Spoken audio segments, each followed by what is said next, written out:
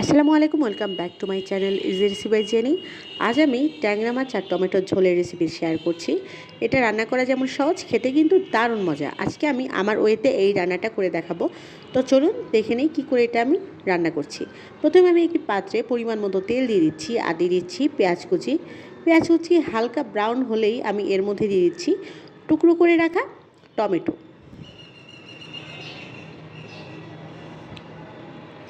টমেটোটা একটু আগেই দিতে হবে, তাহলে টমেটোটা কিন্তু আর আস্ত থাকবে না, এটা জলের সাথে মিক্সচার হয়ে যাবে। এবার এটাকে খুব ভালো করে নাড়াচাড়া করে নিচ্ছি আর দিয়ে দিচ্ছি আদা বাটা। আমি 1 চা চামচ পরিমাণের আদা বাটা দিয়েছি আর রসুন বাটা দিয়ে দিচ্ছি 1 চা চামচ পরিমাণে।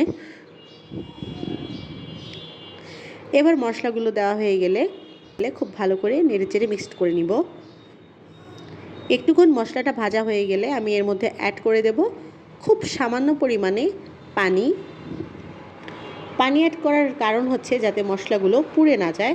এবার আমি দিয়ে দিচ্ছি হলুদের গুঁড়ো। আমি এখানে পরিমাণ মতো হলুদের গুঁড়া দিয়ে দিচ্ছি মরিচের গুঁড়া। মরিচের গুঁড়া একটু বেশি দিয়ে দিচ্ছি, কারণ যারা ঝাল পছন্দ করে তাদের জন্য বেশি ঠিক আছে, যারা কম খান তারা কম দেবে। এবার আমি খুব ভালো করে মশলাটাকে কষিয়ে নেব হালকা পানি দিয়ে, যেন মশলাটা পুড়ে না যায়। এবার দিয়ে দিচ্ছি পরিমাণ মতো লবণ, আবারও পানি দিয়ে দিচ্ছি। এবার আবারও আমি এটাকে খুব ভালো করে কষিয়ে নেব। মশলা কিন্তু যত কষানো যাবে এর স্বাদ ততই বেড়ে যাবে।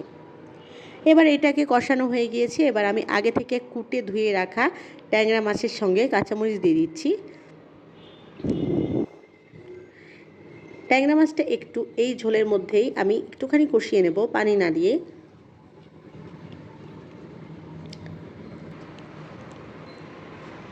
একটু সময় নিয়ে কষানো হয়ে গেলে আমি এর মধ্যে দিয়ে দিচ্ছি জিরা গুঁড়া।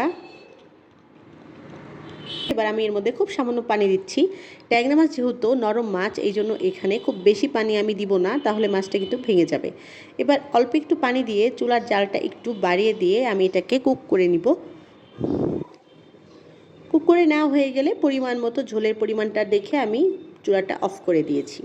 তো দেখুন তো কী সহজে এটা রান্না করা যায়। চাইলে অনেকে এটাকে হাতে মাখিয়ে রান্না করে, কিন্তু আমি করেছি এভাবে মশলা কষিয়ে। আমার কাছে এটাই বেশি ভালো লাগে।